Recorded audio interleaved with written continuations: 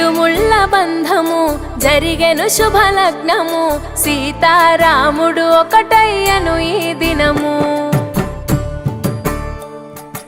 ఏడడుగుల పయనము ఒకరికొకరు సొంతము కలిసి మెలిసి సాగను ఈ జీవితము శతమానం భవతి అని వధువరులను దీవించి శ్రీరస్తు శుభమస్తని అతిథులు ఆశీర్వదించి పంచాభూతాల నడుమ రెండు మనసులేకమయ్య కళ్యాణ